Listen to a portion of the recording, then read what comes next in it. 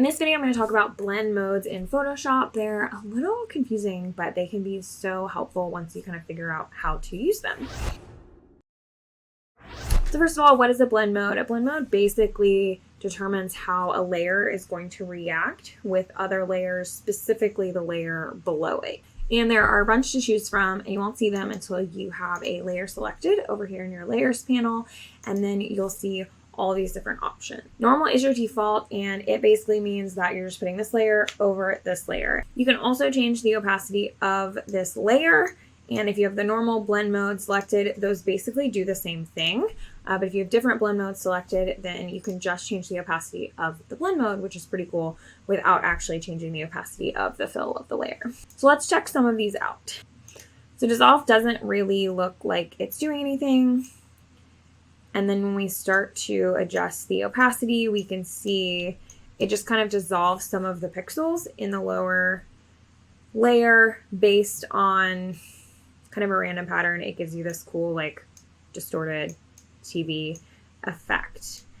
And if you turn something on like this with very low opacity, then you're seeing you're getting a little bit of grit, especially just on the white section up here. The gray and the black, it's a little more obvious, or the gray is actually pretty decent. The black is a little too much in my opinion. You can just add a little bit of grit, etc. This whole section right here, those are additive blend modes, and they are going to add, so darken something. And you can see when we click darken, the part that was white in the top layer is going to look pretty much exactly the same. The part that's gray is going to get a little bit darker. And then the part that's black is just completely remaining black. If we change the opacity, then we'll see it's going to get darker a little bit. So basically darkens. I know that's crazy.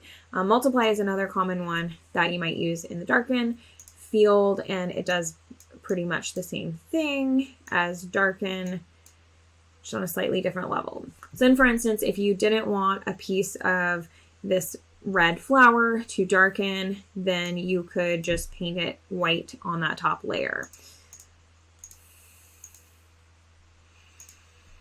So we could just add it to white, and as you can see, it is no longer darkening that section. So anything that's white will not get darkened. Anything that's black is going to be completely black. And then anything that's kind of gray or in the middle will darken a little bit, but not entirely. So using white and black is a really good way with these blend modes to kind of separate and unseparate things. So if we wanted to, for instance, select our subject on here, it's going to select all of our flowers. And then we can actually make a mask that's going to make the flowers white and everything else black. And then we use our blend modes. You can see that it's responding a little bit differently because we have made all of the flowers below that black versus white with a mask.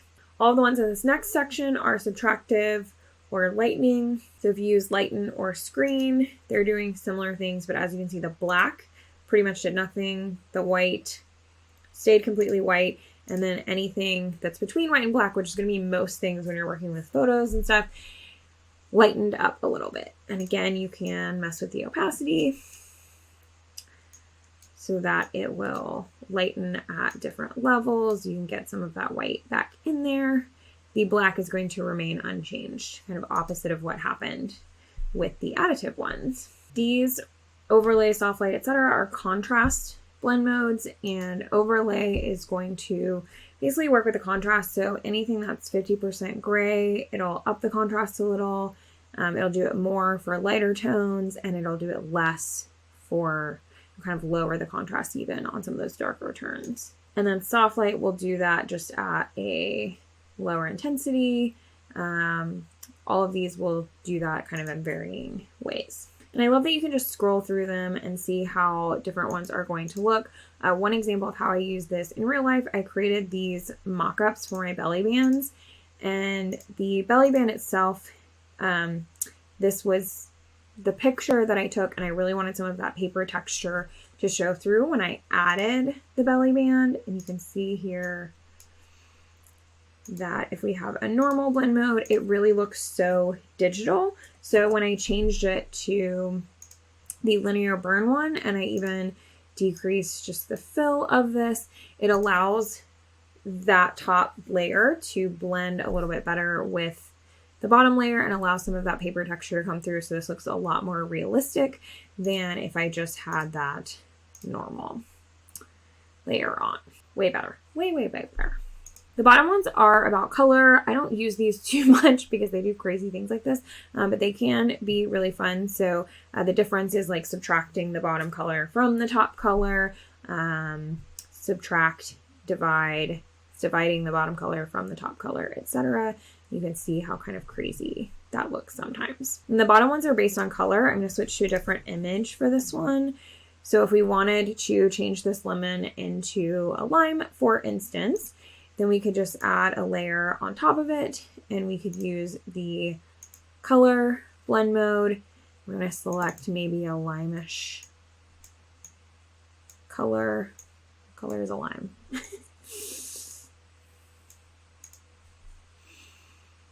And on this layer, we can just do a full fill, and you can see that the green is kind of interacting with the yellow on here, but it's not showing up just like a fill color. So if I change it to normal, we just have this solid color.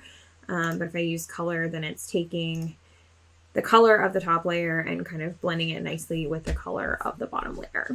And you could do something similar with like hue, saturation, color, and also luminosity. So you can do a lot of cool things with this. But I love color. It's a great way to kind of change the color of certain things. However, we are also theoretically changing the color of those green leaves. So say we went gray. Now you see that the green leaves are gray too. That worked well because we were using green for the lime. However, it's not going to work as well if we do gray or red or just any other color out there, or if we were changing a lime to a lemon, we would actually change everything yellow. So I do like this for if you're creating like a toile suite and you want to change everything to a specific blue color, if you're looking for kind of changing some elements to black and white, etc., any kind of monochrome piece, you can use this color filter and it does a really good job. You could also very easily just mask out just the lemon and then you wouldn't be affecting the leaves at all. So lots of different options of ways to do things here in Photoshop, and I think the blend modes just increase your toolkit and the way that you can manipulate your images. And just to show you how you can use this on a real photo, for instance, one thing you can do is just add any sort of adjustment layer right here. I'll add a hue and saturation layer, but you're not going to do anything to the layer. You're just going to use this for blending. So then if I went to darken or multiply, it's going to darken the image.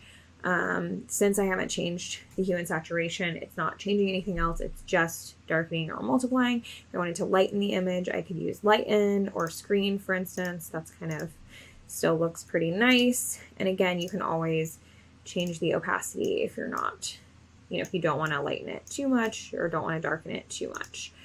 Lighten, we can do an overlay, which is going to work with the contrast a little bit. We can do some interesting things with these ones, and then the colors aren't going to change at all because we don't have any color in that top layer. We would have to have that. But I kind of like this screen one if we ever wanted to just lighten this image up a little bit. Of course, it takes out like the gorgeous sunset, but kind of fun, and you can just use a blank adjustment layer of any sort. Any of these will be fine as long as you don't actually, change the hue, saturation, lightness levels, whatever it is you select.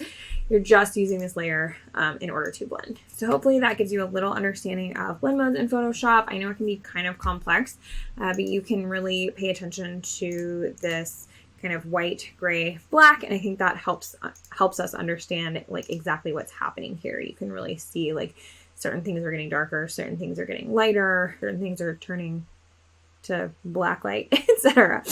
So many different options with blend modes, and it's just one more tool you can put in your Photoshop toolkit. Stick around and watch some of our other graphic design videos, and if you are interested in becoming a graphic designer or stationer, definitely check out some of the resources in the description of this video. Thanks, everyone.